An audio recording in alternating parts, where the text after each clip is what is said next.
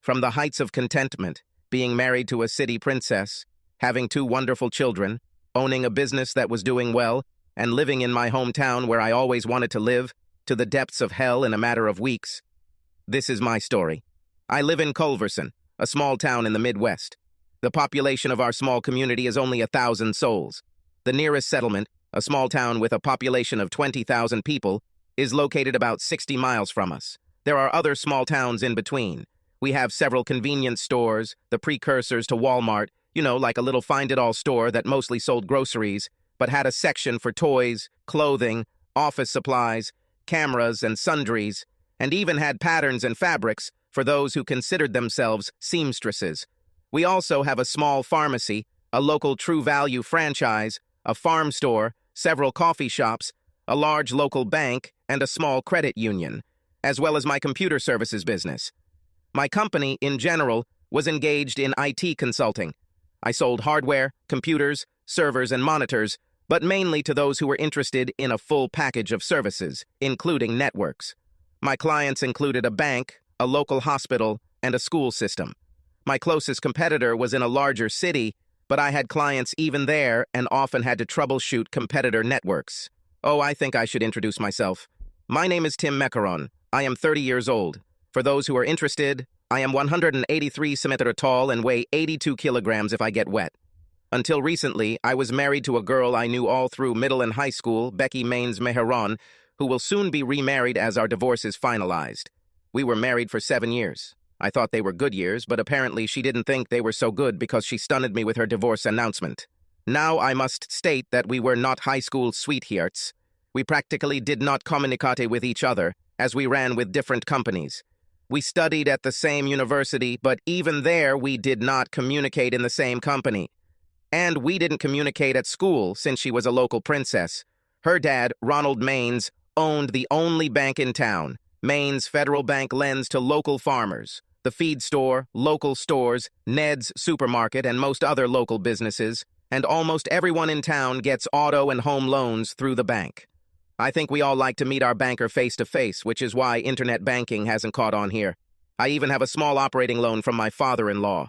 Well, let's get back to Becky. It was only after we received our bachelor's degrees that she suddenly became interested in me. I was a bit of a fanatic about her when we were in school. She was a pretty blonde of decent height and weight, with a nice bust and ass and a major cheerleader. I was a starting quarterback during the football season, a starting offensive lineman in basketball, ran the 1,000 and 2,000 meters in track and field, and played center field in baseball. Becky wasn't exactly a stuck-up person. She'd contradict that generalization if you threw it at her. But she did display that attitude about herself. She dated a quarterback who played point guard and pitched in baseball. Josh was a good guy and a great athlete. He went to another university on a full scholarship to play football, and that's where they parted ways. Like I said, I didn't move in the same circles that Becky did during college. She was a high-ranking member of her sorority, the largest on campus, and their respective fraternity was the largest on campus. There were always fraternity or sorority-sponsored activities to fill time outside of class. On the other hand, I was a nerd. I spent a lot of time outside of class learning about hardware and software, as well as various systems and the intricacies of computerizing them. My choice of major required at least as much time studying as I spent in classes. In addition, I needed to have a job to pay for what the small scholarship did not allow. My father was the manager of Ned's superstore, so his salary wasn't huge, just enough to keep me from grants. Just to give an example of scale, you could multiply the square footage of my parents' house by 4, and it still wouldn't be as big as Ronald Mains's primary residence. In the summer, my father and I went hiking almost every weekend. Fishing was a cheap but enjoyable activity. Becky and her parents flew to Aspen, the Ozarks, Miami, sometimes Hawaii, and then Maine, just to fool around and laugh. Do you get the idea? We were very different people who were simply lucky to grow up in the same small town. When I returned home from school, Becky suddenly wanted to date me. She almost followed me. I never really understood her interest. Yes, I started my own business, but at the time I was working alone. I applied for a small business grant to get startup capital, and after the first year, I was making a small profit. One evening, when we were both in the same bar with a live band, Becky finally decided to ask me to dance. We suited each other very well. Mom insisted that I learn different dances, so I didn't do too badly. We broke up when the bar closed for the night, kissing outside her car and making me promise to call the next day for a real date. I was an only child. Something in my mother's uterus did not allow the fetus to develop normally. I must have been a miracle child. Becky had a brother who left home at 18 and disappeared from the face of the earth. I don't think he liked Ronald very much. A year after I graduated from high school, my father died of a sudden heart attack. Mom said he was talking about mowing the yard, and after a while she noticed something sticking out of the door of a small shed at the back of the property. My father lost consciousness, and by the time my mother noticed it, it was too late. The ambulance guys didn't even try to revive him. He's been gone too long. Becky attended her father's funeral, although we only had a few dates. I was glad to see her there, and at the cemetery she came to my side and held my hand as tears streamed down my face. She was also very kind to my mother and some of the small family who went to great lengths to support us. Mom's house was fully paid off before Dad died, and he had a nice life insurance policy that would guarantee her an income for the rest of her life if she was careful. Thank God for that, given recent developments. I will return to this later, an old joke about a guy who chased a girl until she caught him. Well, it wasn't like that with Becky and me. She was following me. She asked me out on a date. She was the initiator of our sex life. I won't go into details. I'll just say that sexually we suited each other very well. We started dating each other exclusively, at least from my point of view, and I didn't hear any rumors about her dating others, and we had sex 2 or 3 times a week. There were days when I had to travel to some remote settlements. Some large farms wanted to integrate all their computers, from tractors, seeders, milking parlors to home computers. They all had to have access to Wi-Fi. Since the buildings are sometimes located a considerable distance from each other, logistical obstacles had to be overcome. So I don't know if Becky was at home at her parents' house on those evenings when I was too busy to see her. Oh yeah, I forgot to talk about Becky's work. Since her major was women's studies, she couldn't find a suitable job at Culverson and went to work for her dad. She started as a cashier and quickly rose to vice president of the lending department. Of course, it was nepotism, but she threw herself into her work and received an education, as her father wanted, in the field of banking. Years later, I can look back and see how I was duped into marriage. One evening before Christmas that year, Becky told me she was pregnant and asked what I was going to do about it. Guided by the values instilled in me by my parents, I proposed to her immediately. I should have immediately realized the true status of my beloved's pregnancy when she and her mother chose a date 7 months after announcing our engagement that Christmas. By the time I finally realized that she had lied about being pregnant, plans had already been made and a huge number of invitations had been sent out. When I asked Becky about this, she just shrugged.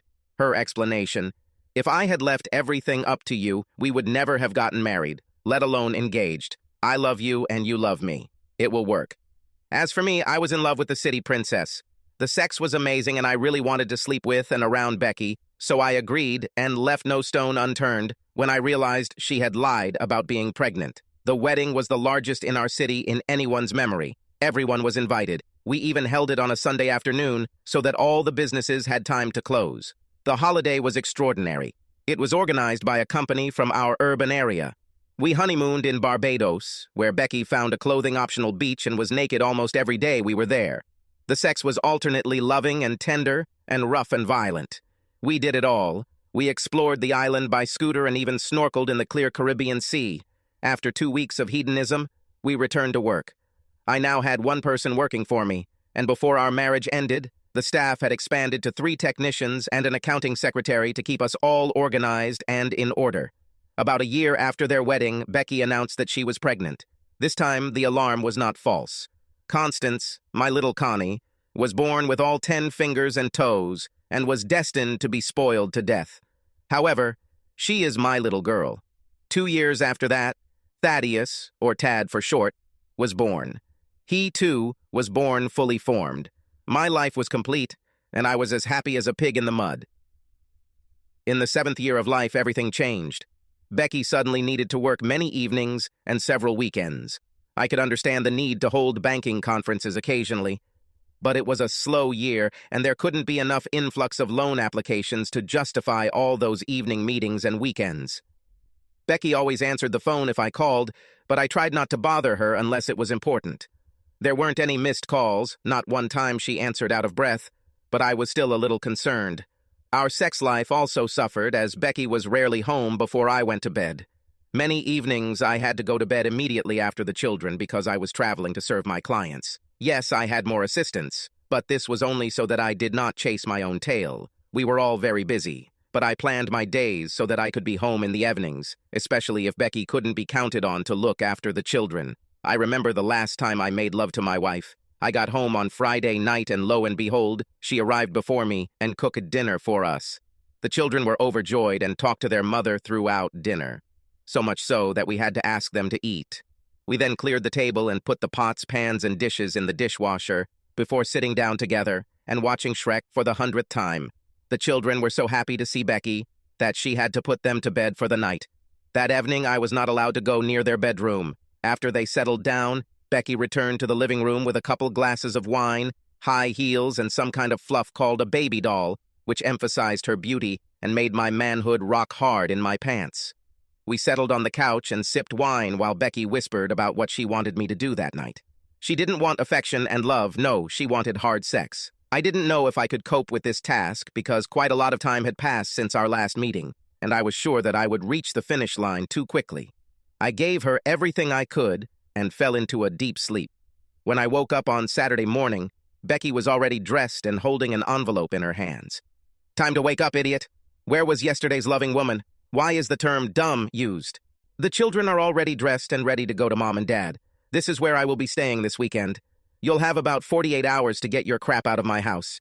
If you become upset, a protective order will be issued against you on Monday morning, citing mental cruelty and violent tendencies. At the same time, the divorce documents contained in the envelope will be filed. I was shocked. Finally, I found my voice and asked, "What's going on, and why are you doing this?" "It's just, dumbass, Josh came to work at the bank as his dad's right-hand man, and we're going to get married as soon as the ink is dry on my divorce papers. We've been getting reacquainted for months, and now is the time to pull the trigger." As she left, she stopped to throw one last grenade into my life. By the way, Josh can't have children, so he wants to adopt Constance and Thaddeus. Now they will always be addressed by their names, and not by those village nicknames that you came up with. As she left, she slammed the door. I spent the first 12 hours of that weekend reading and rereading the contents of the envelope. Rebecca, no longer Becky, wanted not only the house but also my business. The terms stated that I could still run the business, but would only receive minimum wage, less than even the rest of the team. She wanted full custody. The requested amount of child support would be more than what I would actually earn given the demands. She also demanded alimony, although her earnings would be many times more than mine. Her car was in her name, but mine belonged to the company. As long as I worked for the company, I could drive it. We had some savings, not very much since we were still young, but some. She had already withdrawn all but a few dollars from the account. I didn't even get half of it. I finally decided to stop reading and thinking and get down to business. I called everyone I knew and found someone who could lend me a pickup truck and trailer. I didn't have my own friends, only our ones, and I knew that they wouldn't help. I ended up calling a few guys I'd talked to at school, and they came over right away, and we packed the trailer with stuff Becky wouldn't handle. I had nowhere else to go, so I went to work. The year before, I bought an entire building so we could have more room to expand. On the second floor at the back of the building, there was a small apartment, shabby and dirty. I rolled up my sleeves and spent the entire day on Sunday cleaning. The air mattress was my bed. Friends lent me some old furniture and some pots and pans so I could eat and have something to sit on. A small microwave would suffice for a while until I found a stove. I also needed a refrigerator, but I made do with a cooler, with ice for beer. On Monday, I woke up crumpled and with body pain. I don't recommend using an air bed unless it's a last resort. The shower was cold, as there was no hot water on the second floor, only a small tank for the bathroom in the office downstairs. I managed to shave and look more or less presentable. I called several local lawyers, and it soon became clear to me that I was being viewed as on par with a mass murderer. My father-in-law made it clear, I will not be provided with any assistance, or loans will be taken out. I didn't have time to call a lawyer from afar, so that morning I went to court representing myself. Judge Gavin presided.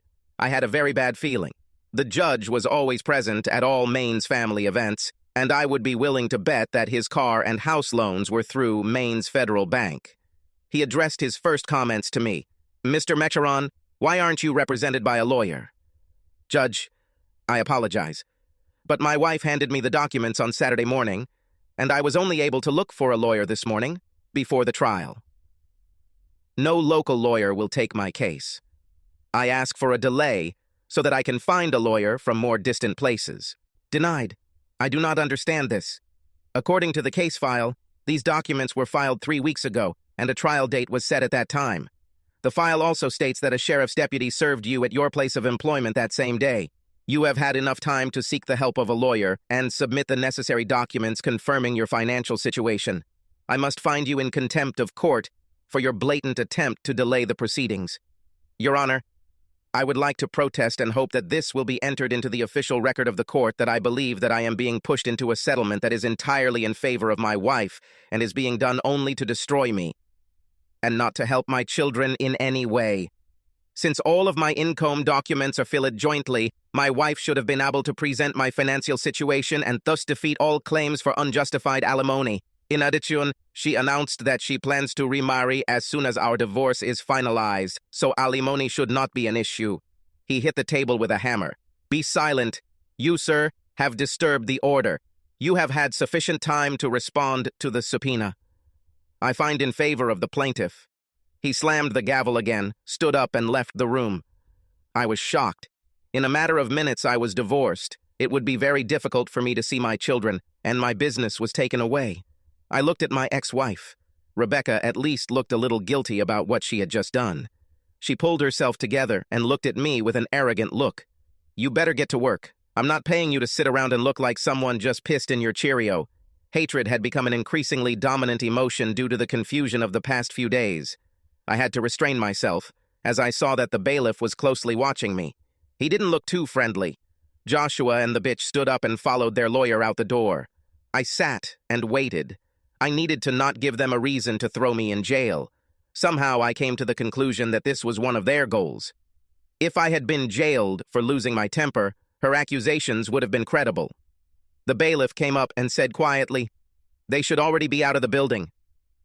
Other bailiffs are watching them, but you know what influence the Marines have in this city, and what in the whole area. Find yourself a lawyer in your state capital. It should be far enough. We support and sympathize with you, but we cannot risk being discovered." I nodded and thanked him. When I walked outside, several people in uniform lined up to watch me leave. I went to the office. Surprisingly, Rebecca and Joshua weren't ahead of me. I thought they would kick their butts to let the employees know who the new owners are now. Their arrogance cost them dearly. First, I made sure that all employees were busy completing tasks. I then wrote a check for cash and sent our accountant secretary to the bank to cash it. I asked her to tell anyone who might doubt it that I was going to be out of town for a few days, serving remote clients, and would need cash. I figured that if I went to the bank myself, there would be orders to stop me. Unless a judge has signed a court order stating who now owns the business, the bank should not deny the business the funds. This was not unusual, since in many small towns, cash is preferred over debit or credit cards, as banks and credit card companies charge a percentage of each transaction from the businesses themselves. Since my name was still on the bank card with my signature, I could withdraw as much money as I needed. I realized that my credit and debit cards were no longer functional, so I needed some of that old green stuff, with the dead president on every bill. There was more than enough money in the account to pay next week's pay, but I didn't want my employees to suffer. I only withdrew a couple thousand. I also emptied my petty cash drawer and left IOs for my ex-wife and her stallion. Now I had to act like the beaten person that I was. The thirst for revenge flared up in my gut and consumed me. Somehow, Rebecca, Joshua, and Ronald will have to pay for what they did. Why Ronald? Come on, do you really think that this bitch and her ex-lover would stoop to destroying me? I think it was Ronald who pulled the strings and orchestrated the whole thing. Otherwise, I would have been served with the lawsuit 3 weeks ago and would have hired a local lawyer. The judge would have been fair in his decision. No, Ronald was behind it all. He never wanted me to be his son-in-law, and now, with his daughter's permission, he was going to make me pay. Late in the evening, Rebecca and Joshua deigned to come to the office and take over the cases. They showed Stacy, the secretary, the signed court papers transferring ownership to the new corporation, and that I was now only a manager, not an owner, manager. Luckily, they didn't publicly humiliate me by announcing my new salary. With the exception of Stacy, who must have known they needed to take a pay cut, no one else knew that they were making more per week than I was. I knew Stacy would let everyone know, but for now, business had to continue as before. When this creepy couple showed up, I excused myself that I needed to go to a client's office and left. I wasn't going to go to jail for violating a protective order. This would also play into their hands. At least the protective order prohibited me from approaching them closer than 30 meters. If the distance is greater in our small town, then I might as well sleep under a bridge outside the city. After work, I went to one of the local bars. The owner was one of my clients. I computerized his point of sale so that even the taps were integrated and could give him reports and automatically order alcohol as needed. He met me at the bar. "Sorry, Ted, but I can't serve you. The word has already been announced. Anyone who serves you, sells you something, or even talks in a friendly way will speed up the repayment of your loans, and no one can handle that. You'll have to leave." He winked at me and nodded towards the back door. I knew where the gaps were in his security camera system, so I nodded and left. Pressing myself against the wall, I slid to the back and met him at the back door. Under his arm, he had a package of my favorite beer. "Ted, I'm so sorry. Take this as a peace offering. I hope Maines gets over his frustration and stops this crap." That was all he said before slipping back into the building. I hugged the wall again and walked back to my small, lonely apartment. When I got there, I found a used but still usable mattress, box springs, and a Hollywood frame leaning against the back door. Wow, I don't have to sleep on this airbed anymore. After putting the beer on ice, I dragged the bed into my apartment and set it up. It was the best night's sleep, aided by 5 or 6 bottles of beer and a comfortable bed. The next day, I went to Ned's to buy groceries. I got to the checkout and was shown out the door without my groceries. Ned himself came out to kick me out. "Ted, I like you and your family, but I can't stand up to Ronald Maines. He'll shut me down in a week if he finds out I talked to you when I kicked you out. I'm really sorry. Say hello to your mother." He made a face as if he was angry with me, probably because of the witnesses and the security camera, and pushed me into the door. That evening, all the groceries I had chosen were in a wooden box with a padlock next to my back car door. The key was on the driver's side front wheel. I emptied the box and left it outside. I tried to move it, but it was damn heavy. When I examined the bottom, I found that there were steel plates attached to it. Apparently, my unknown benefactor did not want anyone to steal the box. Yes, it wouldn't stop someone who really wanted to scam me, but at least an ordinary person wouldn't do anything. I went out of town for a couple of days to serve a few more clients. The germ of an idea began to grow. I couldn't get what I wanted locally, so I stopped at a small service station outside of town and bought a few small cans of fuel. I bought regular gasoline and some diesel. Every time I went out of town, I bought a couple of things necessary to carry out my plan. During this time, Rebecca and Joshua tried to make my life hell. I had to change my phone number because she was calling me several times a day. Then a police officer came to me and accosted me with accusations of violating a protective order. I argued that I never answered the phone, so I couldn't be the offender. The policeman told me to stop acting out and left again. It got to the point where I couldn't even put gas in my car. A company car, mind you. I had to send someone else to fill the car so I could do my job. My plan came to full fruition when Fed Maine started going after my mother. They called her several times a day, asking her to come and apply for a reverse mortgage. The county claimed it had not received her tax payment. When I called the tax man, he whispered into the phone that Ronald Maines was pressuring him to screw my mother. Now the bastard had to pay. He couldn't threaten his mom about the mortgage, but he pestered her in other ways. She didn't need this stress. A week was all I needed to get ready. It must be the middle of the night when there are only a couple of cops on duty who usually sleep in their cars. Then I could prepare. During the day, I would sneak out and drive to another city to take a nap in my car. I also bought a rattling old pickup truck from a farmer about 40 miles away. I did not immediately register my ownership, since the license plates were valid for several more months. He took it to an old abandoned house a mile outside of town and hid it behind the house for me. I put the plan into action right after all the businesses in town closed for the night. Before starting work, I walked around them and made sure that they were all already dark. I wanted no one to get hurt, but maybe a select few people could have gotten physically hurt, and I wouldn't have cared. It's time to act. First, I went to the office and remotely disabled the fire alarm systems of each business I was going to attack. These systems were integrated into their networks, and they all used my business to set up the systems. I did not contact the hospital or even the bank because federal laws could be violated if their systems were deliberately tampered with. I went to a convenience store on the outskirts of town.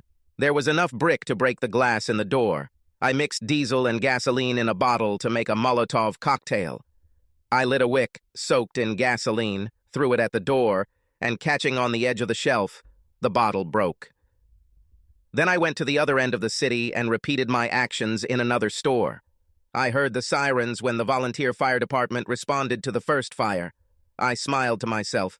Ronald was elected chief of the volunteer fire department and also served on the fire department's board of trustees. He was always reluctant to spend money on any improvements. Tonight was supposed to show him the error of his ways. I went to a farm supply store. This manager was a disgusting asshole, even when I wasn't being harassed. There, I used 3 cocktails in different parts of the building to make sure the fire was growing. Because the fire alarm and suppression systems were integrated, the sprinklers worked, but the alarm did not sound. I was convinced that the fire was too big before the sprinklers could work. Without additional water supply from the fire department, the sprinkler system was soon overloaded. As much of the city's commercial district was engulfed in flames, I called my former home on the landline. When Rebecca answered, I told her briefly and clearly using an electronic device I bought at a toy store. Darth Vader informed her that there was an arsonist in the house and that she should take herself and the children to Ted Macaron's mother's house for safety.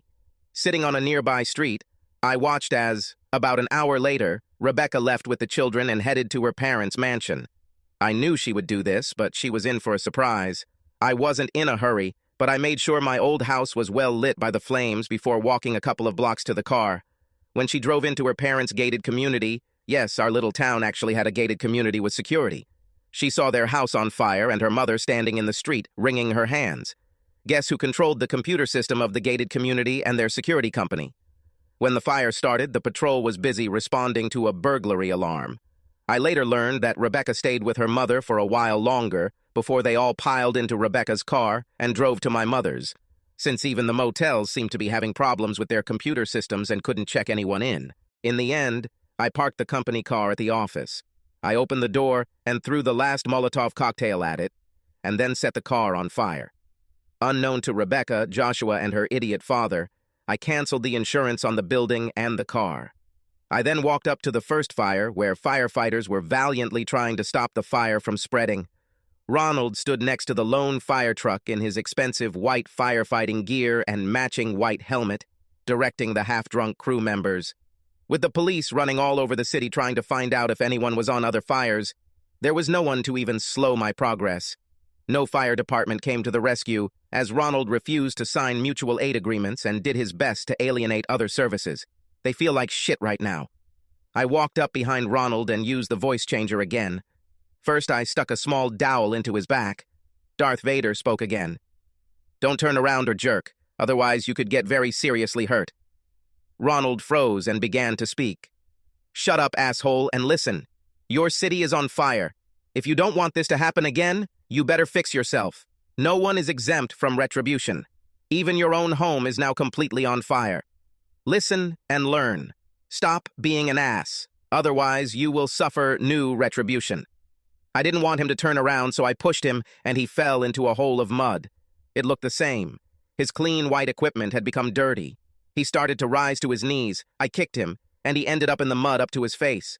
Turning, I walked away, disappearing into the crowd, watching the futile attempts to put out the flames. I reached the hidden pickup truck and headed away from the area, well beyond its boundaries. I assumed that I would be under suspicion, because even a corrupt department sometimes has to investigate a crimes. And this is simply terrible.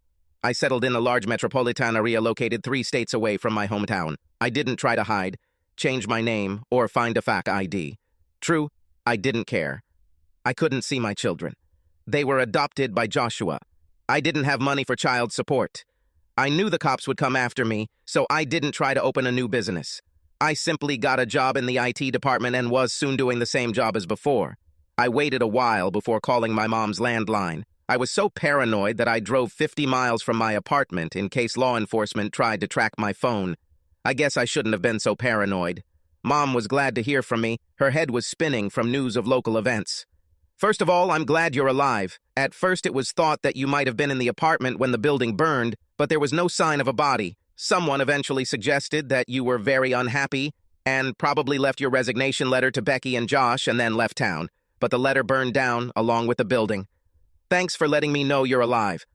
Secondly, Becky and Josh didn't get married. Looks like he was already married in another state and didn't get a divorce. Becky and the children lived with me until she found a new home. It's actually smaller than the one you lived in before. Thirdly, most of the burned businesses and houses were insured by an insurance agency offered by the bank. They took such a hit with insurance claims that they waived their deductible. When insurance investigators got to the bottom of the big losses, they didn't like the fact that Ronald Manus was the fire chief responsible for pre-planning for possible fires. The insurance company sued Ronald for preventing the fire department from introducing modern firefighting techniques and failing to enter into necessary mutual aid agreements. Fourth, a new bank opened an office here, and many of the burned enterprises received loans from this bank, which reduced the income of Maine's Federal Bank. I didn't know this, but Maine's Federal has a board of directors, and they are unhappy with the way Ronald is running things. Now he is on a short leash. Fifthly, since Becky didn't marry that scumbag Josh, she's withdrawn the protective order and wants to hear from you. Besides, the children are still yours. Becky went to the judge and begged for changes to the divorce because the case had not reached 90 days and was not finalized. I think you can still be married. The kids still ask about you every day when they come here after school. Sixth, did you know that Judge Gavin had a car collection? I think he kept it under his hat, but it burned that night. Now it looks ancient. Rumor has it that Ronald insured the cars to reduce the judge's expenses. He only received a couple $100 for each car he owned. Gossips insist he's lost over $1 million and doesn't like Ronald Maines anymore. We are looking for a new police chief. The sheriff decided not to run again, and some deputies and police officers resigned. Becky's parents are looking for housing. Their house was completely destroyed, and while a new house is being built, there is no apartment suitable enough for them to live in. It might be a couple of years before their house is completed. That is, if they find a builder. It seems like no one wants to take on this job. She actually asked if I wanted to sell or rent my house to them. I thought about it for about a minute, but then I told her that because of their history of abusing my son, I couldn't trust them with my home. I think Ronald got angry, but since he's in trouble with the law, even the tax man told him to shut up. By the way, they found my tax payment. I believe the tax man got the message that night when his cars and van caught fire. Suddenly, people were much happier as Ronald's influence seemed to fade away. Their tax problems disappeared overnight. Right now, it seems like the fires are the only concern for business owners and Ronald Maines. Everyone else believes that fire sometimes cleanses. So, when are you coming to visit your old mother and your children? I had to grin. I think I need to plan a trip home very soon. Although I may have to find a better car, my old car barely made it there. See you very soon, Mom. When I stopped telling you my sad story, I survived the outrageous terms of my unexpected divorce and had the opportunity to take revenge on my wife, her lover, and her father. No one was killed, and only a few volunteer firefighters suffered minor injuries while fighting the fires. Well, actually, with those that they were able to get to. I set my ex-wife's house on fire after warning her to leave using a voice synthesizer, and when she tried to go to her parents, she found it too, engulfed in flames. I moved to another city many kilometers away and have now settled there. But, and this is a big but, when I talked about my mother's house or the city I grew up in, I called it home. It was hard not to think of the place where I grew up and spent so much time as an adult as my home, but now it was just a memory of home. It has been almost 3 years since my married life ended. Or is it an explosion? I don't know for sure, except that my wife, her lover, and my ex-father-in-law, for some unknown reason, conspired to destroy me. If my ex came to me and just said, "I fell in love with my old friend and I'm going to leave you," I would be heartbroken and upset, but I would be able to understand. No, they were supposed to set me up and then destroy me, taking my children away from me and even trying to deprive me of visits. That was the only thing Judge Gavin gave me. They took my business away from me and only gave me a minimum wage job and exorbitant alimony and child support, even though a judge forced me to give up my parental rights. I felt alone when I was denied even the slightest social support from the people I grew up with and did business with on a daily basis. I felt so alone that I didn't even think that I could get a fair solution if I sought legal help, even in the state capitol. I believed that Ronald Maines had long threads of influence, judging by what was happening in the place where I should have felt safest. I had friends in my small town, and they helped me in any way they could, but they could not publicly confront Maine's Federal Bank and its owner. Their own financial lives were at risk. I tried to minimize the consequences of my actions on those who I knew stood silently by my side. But some may have suffered from my pyromania that fateful night. I still wasn't sure if local law enforcement was looking for me for questioning. Since that night, I have not tried to hide myself by changing my name or even my chosen career. But, on the other hand, I didn't admit to anyone where I had moved. Even my mother didn't know where exactly I lived now. The company I worked for was a large regional concern with a centralized HR department. I'm sure my ex-wife knew what company I worked for because child support was deducted from my paycheck and deposited into her checking account every week. However, I asked that any requests about my personal life, such as my address and phone number, be rejected outright. The company paid great attention to security issues, since one of the main characteristics of our company was experience in combating cybercrime and theft of personal data. This meant that her own safety had to be at its best. Nothing spoils your reputation more than knowing that you have been hacked. The HR representative periodically informed all team members that they were receiving outside interest. Every few months, there would be some kind of request from Rebecca's lawyer, by email, mail, or even phone. And there were even several attempts by Rebecca herself to find out my information. She even posed as my mother once, to try to get past her corporate guardians.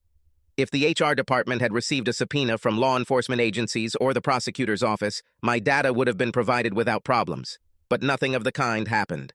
True, from time to time, I changed phones when I called my mother. Sometimes she had to leave a message for her to call back, because she couldn't be sure it wasn't a robot unless she recognized the number. Since I always drove some distance from my new home before calling, I started sending her a text message from that phone before calling. This helped her to be ready to talk to me. Every time I called, we discussed local news and gossip. Of course, they had to include my ex-wife and her evil father. For some strange reason, after Joshua had to admit his marital status and left town again, Rebecca insisted that she was still married to me and constantly begged my mother to make me come back. Ha ha! Little chance of that ever happening. However, over the past few years I have sneaked back home several times to make sure that my mother, a traditional Christian who preaches forgiveness at any cost, did not tell Rebecca about her plans. I surprised her. I eventually had to throw away the old pickup, but during the time I drove it, I managed to save enough money to buy a newer, more reliable vehicle that certainly had better mileage. You may be wondering why I didn't take out a car loan. It's simple. I no longer trusted banks. I needed to have a checking account to get paid, but to do that, I used a large national bank and took out any extra money on payday and invested it in another national brokerage house. I checked my credit score and couldn't get a loan even if I wanted to, because my ex-father-in-law reported that I was delinquent on all my loans from his bank. Instead of filing counterclaims with the credit bureaus, I simply paid cash for everything I could to reduce the paper trail. I have never flown or used any form of transportation that would allow my movements to be tracked. I bought all the fuel in cash. Yes, it takes a little more time when you have to go and prepay, and you don't fill up completely at every stop, but then there's no paper trail to catch you. I always went with a couple $1,000s in cash. They were separated and hidden in bags, wallets, and in the car itself, so I always had cash in case I needed it. After checking, I found out which car make and color are the most common. I bought the older model in this color. It was quite economical and did not have many mechanical problems. I found a few motels that were not part of a chain, but were clean and quiet along my travel routes and accepted cash, so there was no paper trail there either. Yes, that's what I meant when I said routes in the plural. Sometimes I would add a couple 100 miles to my route just to make my trips less patterned, in case that bitch, ex-wife, found out about one of my trips home and sicked an investigator on me. Some, of course, will shrug their shoulders and say, "What's the problem?" I know I sound a little paranoid, but what causes paranoia? For me, almost my entire hometown, including the people I grew up with, went to school with, socialized with, etc., turned against me just because my ex-bitch and her evil father decided to destroy me and maybe even conspired to put me in jail. Doesn't that make you a little paranoid? Some others, including my mother, would like me to return to the shrew, that is, my ex, at any cost. Sorry, it won't work. So periodically I would take a week off and go to Culverson, USA, to see my mother and children. According to our phone conversations, Constance and Thaddeus visited their mother every day after school and stayed with her until Rebecca finished work. Looks like Rebecca had to work extra hours trying to sell the credits since there was competition in our small town. In addition, she had to take care of my old IT business and try to prevent it from collapsing. Through my mother, I learned from many of my former clients that they promised to leave Rebecca if I returned and opened a new business. It was tempting because I really missed home, but after what happened there, I realized that this was no longer the hometown in which I grew up. Therefore, I planned to come to my mother immediately after the children arrived. No warning, so my well-meaning mother couldn't warn Rebecca. I drove up to the house, quickly got out of the car, and approached the house. When my mother opened the door, I extended my hand and asked her for her phone. Then, putting it in my pocket, I greeted my children by the names I wanted to call them. Connie and Ted always jumped into my arms when I knelt on the floor, and then began to tell me everything they remembered about their lives since the last time I went home. Once we were done with that, I would put them all in the car, including Mom, and head to our community in town, about an hour away. There, we would eat, watch a movie, maybe go to a children's museum, feed the ducks at the lake in the city park, or do some other fun activity while I talked to my kids and learned from my mom about the family. Of course, as part of the evening, I had to listen to a lecture about the need to turn the other cheek, that forgiveness is a divine thing, and so on. Eventually, I got to the point where I would just nod and let her lecture. It didn't change anything. Mom also described how Rebecca felt physically. Rebecca was sad. She didn't smile anymore. She always asked how I was doing. She wanted to see me. She wanted to ask me for forgiveness for what she had done. This went on for several visits. The only thing missing was that Rebecca never asked me for forgiveness. And secondly, my mother never talked about whether Rebecca loved me. Damn it, I knew the truth. So why make an issue out of it? One day, my mom secretly took my phone and I caught her texting Rebecca while we were walking. I almost made a big mistake because it made me extremely angry. Before I snatched the phone from her hands and yelled at her, I remembered that this was my mother, the one who carried me for 9 months, wiped my nose and butt as needed, and raised me. I took a few deep breaths and tried to calmly ask what she wanted to do. Tim, it's simple. Rebecca says she's worried that you might kidnap the children. She just wants to know where they are and if they are safe. I think since she is their mother, this is a reasonable request. Well, I don't trust her in any way. She turned out to be a deceitful woman, and the police would probably arrive in a few minutes. I wanted to call Rebecca a bitch, but young ears were close and could overhear. I finally let us out to the car and drove into a dark corner of the parking lot when my mother began to insist that I was paranoid. A few minutes later, 3 police cars with 2 officers each were parked at the front and back doors of the restaurant we visited. I looked at my mother. Of course, her reaction was, "Maybe they didn't come for you." I simply nodded as the officers exited the building and began to look around carefully. Since they had no idea what I was driving, and my windows were tinted, the engine was turned off, and the headlights were off. They did not pay any attention to my car. They soon became convinced that their prey was gone, and set off for their next challenge. Mom still couldn't believe that my ex had made her a scapegoat. "Son, Becky asked me to tell her where we are so that she could join us and you could finally talk. You need to sit down with her and figure this out, and maybe you can get back together." I shook my head. "Why don't you call her right now and see what she has to say about us?" I gave her the phone and she quickly connected with Rebecca. I asked her to turn on the speakerphone, but I myself was silent. The children took my example and didn't say anything either, since Rebecca immediately began asking questions. Did they catch him? Was he arrested? I told them that he kidnapped my children and took them away from our hometown. My mom had a shocked expression on her face. I know my behavior has hardened. This bitch tried to arrest me for visiting my own children, and I had the legal right to visit them at any time. This is stated in court documents. Finally, Mom answered, "No, Tim saw me text you where we were and let us out of the building. We watched this from the parking lot." How could you do this to Tim? What did he do that deserves arrest? I thought you would come and join us, not the police." Rebecca immediately became conciliatory. I don't know if she realized we were all listening or not, but she immediately tried to minimize the damage. "Margaret, I just wanted to make sure he would sit down and talk to me. I decided that if he was in custody, he would have to talk to me. Then I can drop the charges against him and see what happens next." I shook my head in disgust. This bitch will most likely drop the charges only if I agree to something that will benefit her, but will harm my needs and desires. Rebecca asked a scary question. "Where are you guys now? I want my children to be safe with me. I couldn't stand it anymore." "Listen, bitch, my kids are safe with me and my mother. We'll return home tonight. I didn't kidnap them. They are not threatened by anything except your manipulations. If the police try to arrest me, your children would witness their father being arrested on the orders of their own mother. Have you ever thought about how this will affect them and their relationship with you? And anyway, how could you believe that I could kidnap your children? Why would I deprive them of their mother, even a bitch like you?" As I spoke, I drove out of the parking lot.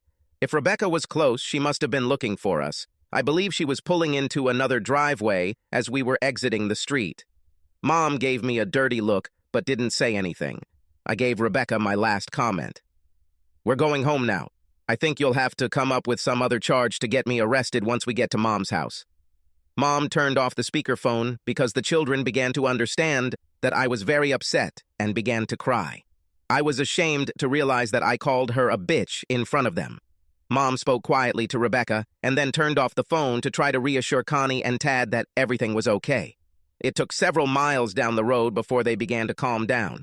How do you explain to almost 9- and 6-year-olds that their mother tried to get their dad arrested?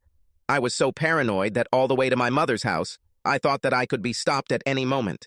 I tried to convince myself that no one knew what kind of car I had, what color or style, and there would never be a reason to create a roadblock to check every car, but I constantly looked in the mirror and tried not to speed. Although, it was a little disturbing. Back in Culverson, I drove around town on the paved county road so I could enter it from a different direction than the bitch or law enforcement would expect. Then I carefully walked a few blocks around my mother's house to make sure there was no ambush there. Finding nothing, I pulled over to the street at the end of the driveway and let the mother and children out. As soon as they got out of the car, I took off and headed away from my hometown, and then came back.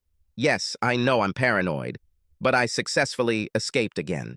I usually rented a motel a few miles from home, and then came back and visited the children every day for a week, but I was afraid that Rebecca might keep an eye on the children, knowing that I was nearby.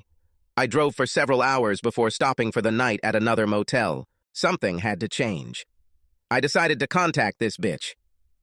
The motel had a decent Wi-Fi signal, so I decided to try video calling so she could see how upset I was. I made sure there was nothing on the screen behind me that could identify my location.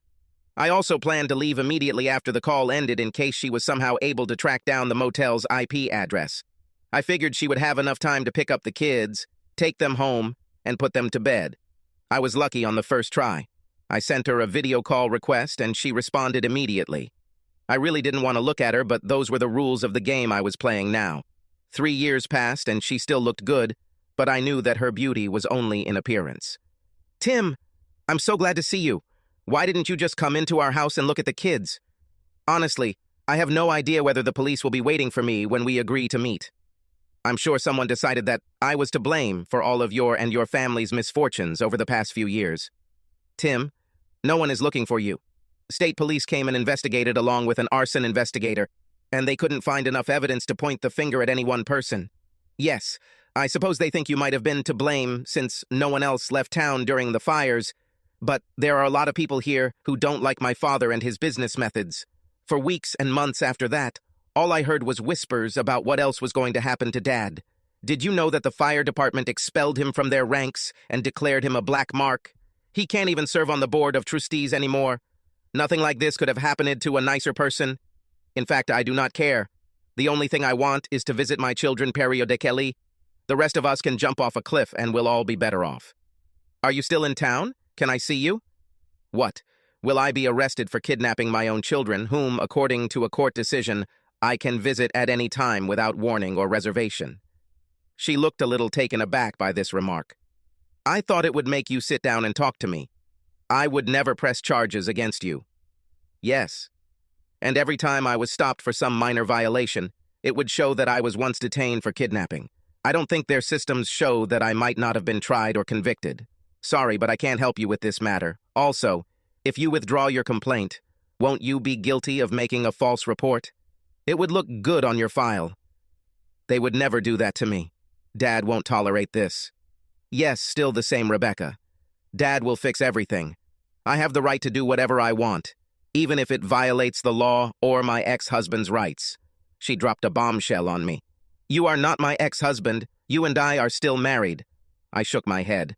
Sorry, but I have documents according to which we are divorced, and I am no longer the father of my children. That's why I call them your children. After the fire, I turned to my lawyer with a request to cancel the divorce.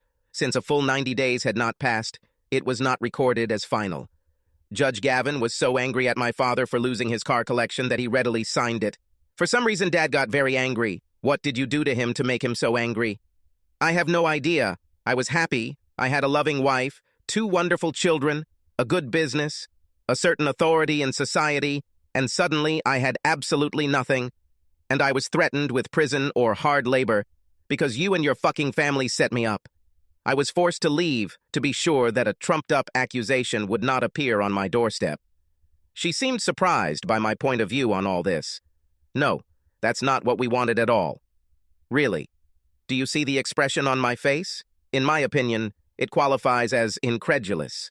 Why did you force me to give away my children without warning or notice? Why couldn't I find a local lawyer or didn't have time to find one elsewhere? Why did you take over my company and demand that I work for damn minimum wage to keep it going? I think you and your dear daddy, along with your buddy Josh, for some strange reason, wanted me to screw up and end up in jail. She shook her head in denial. Well, yes, of course. All they did was look after my interests. I continued. And just so I know who's in charge here, last night you had me in bed until I couldn't see you anymore. And the next morning you called me names, dropped your bomb and left, taking my children away. You tore my world apart and trampled my heart as it beat on the floor. The last straw was when your fucking father tried to destroy my mother by filing trumped-up charges against her for not paying her property taxes. You bastards tried to put her out on the street for no reason. No, Dad would never act so vilely. He wouldn't harm your family. I had to laugh, and it wasn't a happy laugh. He sounded harsh and angry. Then why did you do everything possible to destroy me? If you came and told me that you fell in love with Josh again, I would give you a divorce. I would never try to keep someone who doesn't love me anymore. No, you should have taken everything and left me with no options. Dad said it would keep you around and that by giving up the kids, you wouldn't be able to sue for custody, but you'd still have to make sure we had the income we needed, befitting the Maines. Oh, that worked so well. Your dad started the rumor. I couldn't buy groceries or even put gas in my company car. I couldn't buy basic furniture. Nobody could even talk to me. Everything had to appear as if by magic so that I could survive. You denied me everything and wanted me to pay the bills. I had nothing more than my mother, and you tried to destroy even her. This was the last straw. I couldn't let you bastards hurt her. Damn, I just confessed. I hope she didn't write it down. That would be the only thing Ronald would need to put me behind bars for years to come. I struggled to regain control of my anger. Rebecca was still trying to deny everything when I disconnected the connection. Damn, I needed to leave and leave right now. I was dead tired from the stress of the day, but I got out and drove another couple 100 miles in the wrong direction before pulling off a quiet highway and hiding behind a grove of tall, dense trees to sleep. This was the closest call I've ever had to one of my secret visits to the kids. I continued to do my due diligence whenever I contacted my mom. I used one of my phones, occasionally using Skype, to see the kids. They were growing so fast that I wished I could be there to see them every day, but my paranoia wouldn't allow it. I finally saved enough money to hire a lawyer. I paid her in cash to verify my marital status and parent status. Hell, Rebecca wasn't lying when she said we were still married. Because this was true, I removed the child support deduction from my paycheck. This bitch didn't deserve any money directly from me. Instead, I sent them to my mom with the instruction that they should benefit Connie and Tad, not Rebecca. She could distribute them at her discretion. I know she probably just gave the entire amount to Rebecca, but it made me feel more confident. The lawyer also discovered that my children's adoption had been canceled. I think Josh didn't want to have any more kids unless he was going to get the keys to the kingdom. I can't imagine how he was going to get rid of his previous wife and children, but I didn't care. I probably should have followed him, but I figured I'd thwarted his plans enough. When I found out that I was still married, I went ahead and filed for divorce. This meant that I would have to return to my hometown to attend the hearing. Even though my lawyer was convinced that there was no active arson investigation, I was reluctant to come back publicly. Ronald had his horns cut, but he was still a force to be reckoned with. I had no idea how he was going to fight me, but I had to be on guard at all times. The day before the first hearing, I slipped into town and checked into a small motel on the outskirts. Of course, I registered under the usual fictitious name John Smith. The motel owner knew me and silently agreed to keep my secret. On the morning of the hearing, I left the gun in the car since there were now metal detectors in the courthouse. I was completely unarmed. I didn't even have a pocket knife to protect myself in case Ronald tried to do something in the courtroom. When the hearing began, Judge Gavin, yes, the same judge who screwed me earlier, immediately wanted to listen to Rebecca and her lawyer. What do you want from this hearing? Surprisingly, she wanted counseling and had me back as her husband. I was not allowed to speak, but I sat and shook my head. Of course, Rebecca tried to portray our marital history as one of misunderstanding and confusion about her true feelings. Lord, what nonsense. And of course, the good judge seemed to buy her horse hockey. After Rebecca told me about how I abandoned my family, my lawyer got a chance to answer. I told her everything, even about my night of fire and retribution. Fortunately, she avoided that night. The good judge objected to her characterization of his actions from the dock, but she pointed out that everything he did on that fateful day of my first divorce proceedings was public knowledge and could not be refuted. He finally stopped hammering, looking at my face. Somehow I think he's suddenly worried about his new budding car collection. I simply nodded as he realized his potential new losses.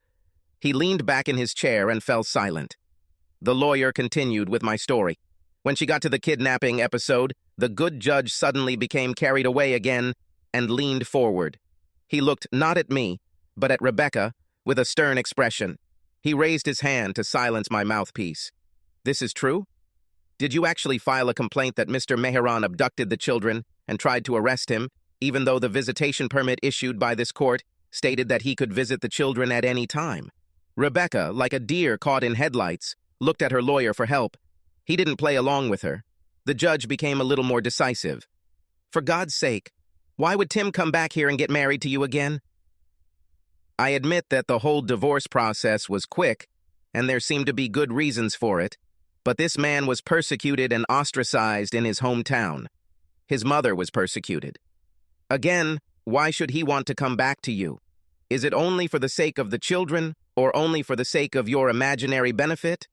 What should he do when your panties start twitching again? Is he expected to go through the same horrible treatment again?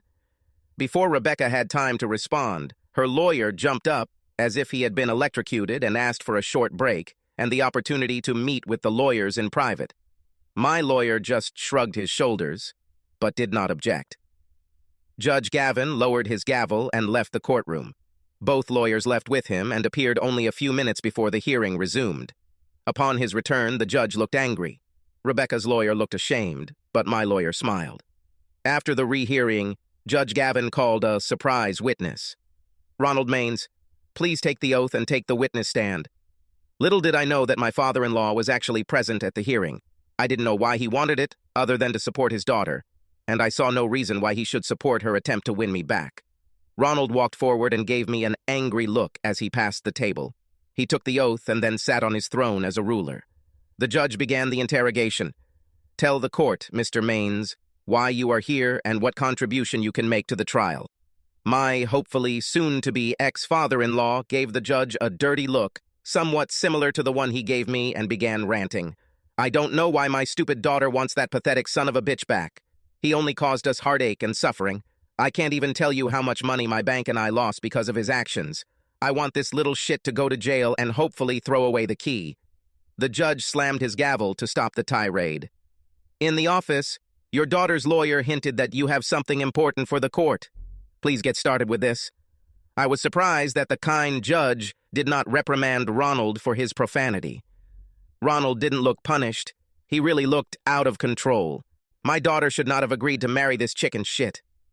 He is a lowlife from a lowly family. When my daughter brought it in, I was shocked, but she had to have him.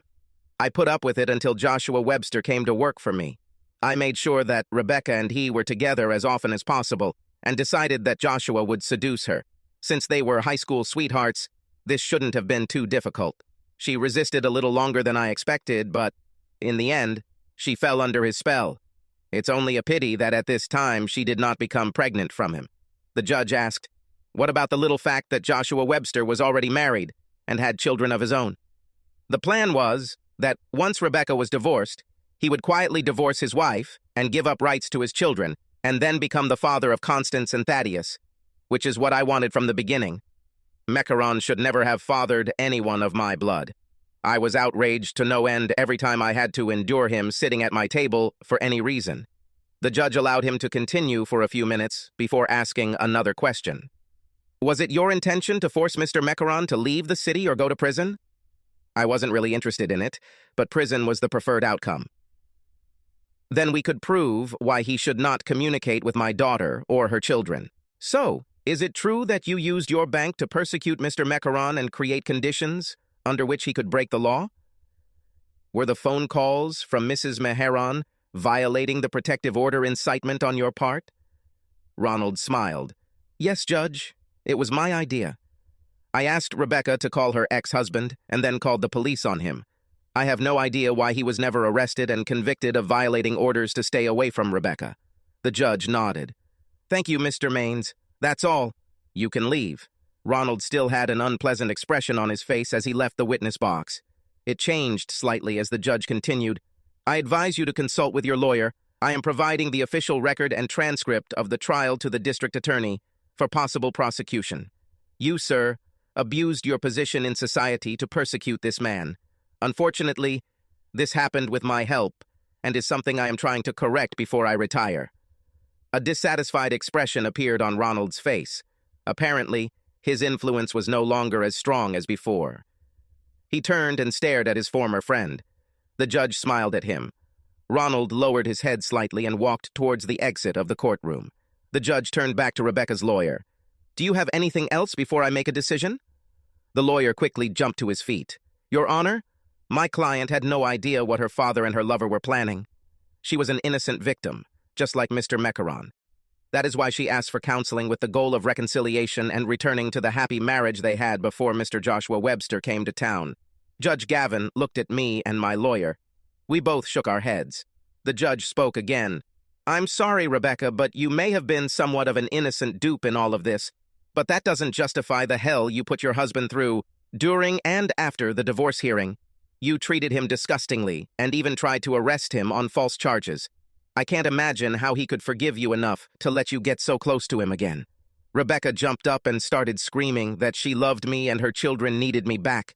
The lawyer calmed her down before the judge could hold her accountable for contempt of court. Judge Gavin continued, "If your husband had asked for sole custody of the children, I would have even considered this petition based on your attitude towards him, but he turned out to be the best person in this room. The terms of the offer are generous. He does not even ask for his business to be returned to him. I decide the case in favor of the plaintiff." With these words, he slammed the gavel again, stood up, and left the hall. Now I was a truly free man. Rebecca sat and cried. The lawyer tried to console her. My lawyer shook my hand and asked if I would like to file a civil suit against my ex-father-in-law. I shook my head. My children must have some kind of relationship with this asshole and his wife. I won't interfere with this. She nodded, and we left the courtroom. Rebecca tried to grab my jacket sleeve and begged me to talk to her as we walked out the door. She distracted me, and I almost missed a movement on the right side. Now I have to tell you something. I'm not a fighting person. I wasn't a Navy SEAL, an Army Ranger, or a Navy SEAL. I don't do MMA to stay in shape. But one of my favorite films is The Quiet Man with John Wayne. I love the moment when his brother-in-law tries to hit him in an open field in front of everyone in town. I always kept this technique of his in mind as a method of self-defense. And Ronald hit me on the sly as I was leaving the hall. He aimed for my head and I ducked a little, and his first flew past, leaving him completely unprotected. I threw a short left hook to the midsection like John Wayne did, and damn, it worked. He was very powerful. Ronald's breath rushed out of his open mouth, and he began to arch in pain and the need to try to catch his breath. I hit him with my right hand in the face, and he fell to the floor. I stood with clenched fists and waited for him to rise. I wasn't going to hit him in his weak spots right in front of witnesses, even though he deserved it. At that moment, county bailiffs arrived and rushed to arrest Ronald for assault. By the time Ronald's head cleared and he could breathe again, he was handcuffed and read his rights. Of course, he compounded his problems by threatening me while he was being helped to his feet and then attempting to headbutt the bailiff. This added a felony charge, since all bailiffs in our county are sheriff's deputies, and hitting a law enforcement officer is always a felony. Rebecca just stood there, speechless. Neither she nor anyone else had ever seen me behave like this. I nodded to her lawyer, and he nodded back. He then turned around and tried to get Ronald to calm down before adding other felonies to the charge. "Rebecca, listen to me. It's over now. Don't screw it up and don't deny me time with the kids. Your father needs you. Call your mom and try to help him before he completely breaks down." She stared at me before it finally dawned on her. With a sad, almost mournful expression on her face, she nodded and turned to help her father regain what little dignity he had left. The adrenaline began to wear off and my right arm began to hurt. I looked at her and took a moment to try to figure out why a pair of fingers seemed crooked. When the pain reached its limit, I realized that I must have broken my arm. My lawyer saw the shocked look on my face and rushed to put me in her car and take me to the hospital, where an X-ray confirmed the fact that Ronald's head was as hard, if not harder, than my hand. Soon I was given painkillers and put in a cast. God bless her, my lawyer stayed with me and took me to my mother's house for rehab. The only bad thing about my injury was the pain and the need for corrective surgery for the fractures to heal properly. Otherwise, I was able to see my children every day for the next week while I recovered and got to know them better. I put up with Rebecca coming every evening to pick up the kids. She and my mother used this opportunity to try to get me back into married life. I would spend extra time with the kids or take long walks while she was there. A week later, I was returning to my new city and my job. Several more years passed. My children are growing up. In the summer and holidays, they stay with me for several weeks. Sometimes their mother takes them, sometimes they fly to me. Yes, now everyone knows where I live. At first, Rebecca even brought them by car a couple of times, but she decided it wasn't worth making such a long trip if she had to stay in a motel after she brought the kids to me. In the end, she realized that there would be no return to a close relationship with me. We remained polite because of the children. I've forgiven her enough to not call her a bitch anymore. After many of my former clients sent letters asking to come back and take back their business, I convinced Rebecca to buy her company from her and turned my old company into a district office. It was small, but it prospered and increased overall profits. I was responsible for making it profitable, so I flew into the nearest regional airport every month and then used a rental car to service customers, but we had good local people to handle most of the issues. Rebecca went through several different boyfriends before finally starting a long-term relationship with her former lawyer. They had no intention of having any more children, so they simply lived in sin. Ronald was convicted but served his sentence only on weekends for 6 months. It would seem like a light sentence, but he also had to complete 200 hours of community service. A kind judge told him to either clean the city's ditches or help cook and serve food to the homeless. I think Ronald has become a pretty good cook. In fact, he continued to serve after serving his sentence. He then received 5 years probation. Mom is doing well. She has found a new man who provides her with the companionship she needs in retirement. They are happy, and she loves her 2 grandchildren and sees them every day, unless they come to see me. And we can't forget about good old Josh. I don't know who gave him to his wife, but I think she played hell with him for several years. She first kicked him out, filed a separation, and made it so that he had virtually no income after he paid for the house, cars, and child support. She then divorced him after luring him home one night and making him believe a reconciliation was possible. But no, she tied him to a chair and had sex with a couple of his best friends in front of him, and then kicked him out of the house again. Now he is divorced and has little prospects. As for me, I'm still a work in progress. I have serious problems with trusting women, and especially potential relatives. I date and have a good sex life at times. There are many previously attached women in the world. Most of them have luggage and children. I date, try to be a good influence on children, but don't make any commitments. I try to be honest with any woman when we start dating. Each of them begins to believe that she will be the one to fix me. But something always happens that makes me believe that we cannot have a long-term relationship. I have a therapist, and we are trying to make the necessary adjustments. I now have a 3-bedroom house that I paid cash for. Yes, I still don't trust banks very much, although my credit score has improved thanks to my ex-father-in-law. He corrected his reports to the credit bureaus, without any request from me. Maybe I should have punched him in the face at the beginning of our relationship? No, nothing good would come of that. In any case, I am not dissatisfied with my life. I, of course, miss close relationships, but watching how most of the marriages around me fall apart for one reason or another, I think that I am not so behind the times. As they say, life goes on. Subscribe to our channel so that your second chaff doesn't cheat on you, and go ahead and listen to the next story, because this story is nothing compared to the next one. If you're under 18, don't even think about listening to the next one.